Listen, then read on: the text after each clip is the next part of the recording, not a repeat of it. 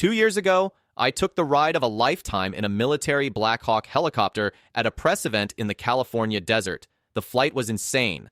Low-altitude dives, speeds that ripped at my clothes, maneuvers that left me breathless. I had no idea who owned the chopper. Fast forward to last week when my phone rang. It was an FAA Aviation Safety Inspector, and he had questions about that exact flight. Turns out the helicopter belonged to Diesel Brothers star Heavy D, and now federal investigators are looking into whether those flights broke serious aviation laws. I was right there in the middle of it. October 2023. I got invited to Camp RZR in Glamis, California, this massive desert celebration where thousands of people tear through sand dunes in side-by-sides. I was there as a journalist to test some Polaris vehicles, maybe write a story, nothing crazy. Then Saturday morning happened. Our Polaris rep pulled us aside with this huge grin and said we'd been invited to fly in a real Blackhawk helicopter. I didn't even let him finish talking before I said yes. When we walked up to that bird, rotors already spinning, I felt like I was in a movie. This wasn't some tourist helicopter. This was a 1981 Sikorsky UH-60A with twin turboshaft engines pumping out almost 2,000 horsepower each. We ducked under the rotor wash and strapped in with the engines hot. I thought we'd get a gentle tour of the dunes. I was dead wrong. The pilots took that Blackhawk and flew it like they were dodging enemy fire. We screamed across the sand just feet above the surface.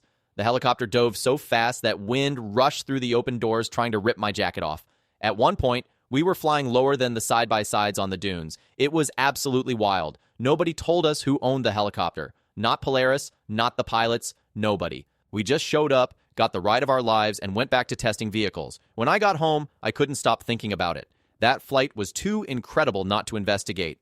I grabbed the helicopter's tail number from my photos, N801WT, and looked it up in the FAA registry. That's when things got interesting. The owner? Heavy D. Sparks. Heavy D. The guy from Diesel Brothers. I'd heard the name but never watched the show. Diesel trucks aren't really my thing. But this dude owned a legitimate military Blackhawk helicopter, and apparently he'd just shown up at Camp RZR to give people rides. I thought that was pretty cool. The helicopter had gone through this massive restoration. New paint, inspections, the whole deal. He'd even modified it to carry jet skis. Looking back at my photos from that day, I'm pretty sure Heavy D was actually sitting in the right seat during our flight. At the time, I had no clue. I wrote my article about Camp RZR, mentioned the awesome Blackhawk ride, and moved on with my life. 2 years passed. Then my phone rang. An FAA Aviation Safety Inspector introduced himself and said he was investigating flights that Heavy D's Blackhawk made at Camp RZR back in 2023. Someone had sent him my article. He wanted to know everything I remembered about that weekend. I told him exactly what happened. Polaris invited us. We flew in the helicopter. It was amazing. Nobody mentioned who owned it or how they'd arranged it. The investigator listened carefully, taking notes. Then he explained why the FAA cared.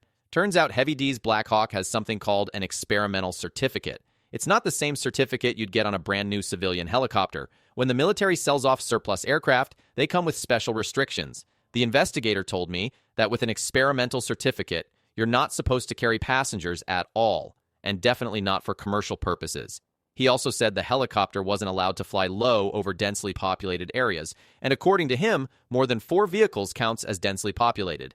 Camp RZR had hundreds of vehicles and thousands of people. The investigator was still gathering facts, but the potential violations were stacking up fast. Here's the thing about experimental certificates. They exist for safety reasons. Military surplus helicopters are dirt cheap compared to civilian versions. A civilian Sikorsky S-70 costs millions. A surplus Blackhawk, way less. But that bargain comes with serious strings attached. The certificate restricts what you can do because these aircraft were designed for combat, not civilian passenger operations. The safety standards are different. The investigator broke it down for me. With a regular civilian certificate, you can fly passengers, operate commercially, do whatever you want. With an experimental certificate, the rules change completely. You can't just load up journalists and buzz them around a crowded event. Every passenger is supposed to be informed they're flying in an experimental aircraft. I was never told that. None of us were. And if Polaris paid Heavy D to provide those flights, even indirectly, that could be considered commercial operation, which is absolutely prohibited. The final issue was the flying itself. High-speed, low-altitude passes over hundreds of vehicles and thousands of people. Experimental aircraft aren't allowed to do that.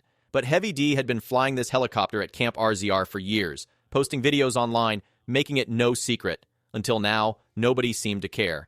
This FAA investigation isn't even Heavy D's biggest legal problem right now. Just a few weeks before the investigator called me, Heavy D spent 2 nights in jail, not for the helicopter, for something completely different.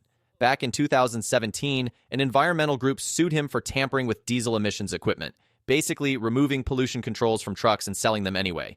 The court ruled against him and ordered him to pay over $850,000 in legal fees. He never paid. By June 2024, a federal judge found him in contempt. Then in August 2025, he got hit with a second contempt charge for transferring property he wasn't supposed to move, vehicles including a Tesla and a Ram truck.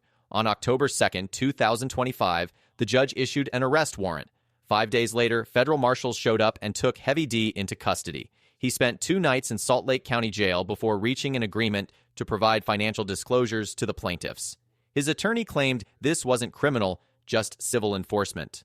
But the pattern is clear. Heavy D keeps pushing boundaries, and authorities keep pushing back.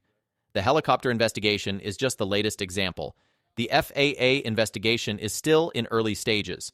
The investigator is gathering facts. Who is flying? Who is paying? What exactly happened during those flights? Once he's done, he'll present everything to the FAA, and they'll decide what action to take.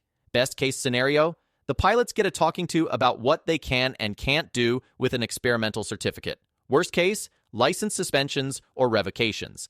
If the FAA determines this was commercial operation, Heavy D's business could face serious civil penalties, meaning big fines. Here's the interesting part, though. Even if the pilots lose their licenses, they can apply to get them back in just 1 year. The FAA isn't trying to destroy careers. They're trying to enforce safety rules. Remember Trevor Jacobs, the YouTuber who deliberately crashed his plane for views? He lost his license and got it back a year later, then got sentenced to 6 months in federal prison. The FAA focuses on preventing future violations, not revenge. Still, for Heavy D, this investigation adds another layer to his growing legal troubles. Between the emissions lawsuit, the contempt charges, and now federal aviation violations, the walls keep closing in. Looking back, that Blackhawk flight was one of the coolest experiences of my life. The skill of those pilots, the raw power of that machine, the absolute insanity of flying that low and fast, it was unforgettable. But it was also, apparently, completely illegal. And that's the problem with living on the edge. Eventually, you fall off. Heavy D built his entire brand on pushing limits, rolling coal, modifying emission systems, buying a military helicopter, and flying it however he wanted. For years, it worked. He got famous, built a massive following, made millions. But every boundary he crossed left a trail. Every rule he broke created evidence. Now, federal investigators from multiple agencies are reviewing that evidence, and Heavy D's running out of places to hide. The FAA investigation might seem small compared to an $850,000 lawsuit, but it represents something bigger, a pattern of someone who believes rules don't apply to them. Whether it's environmental regulations or aviation safety laws, the message is the same. Do whatever you want and deal with consequences later. Except the consequences are finally here. And for Heavy D, they're coming from every direction at once. The question isn't if he'll face more legal trouble, it's how much more he can handle before everything collapses.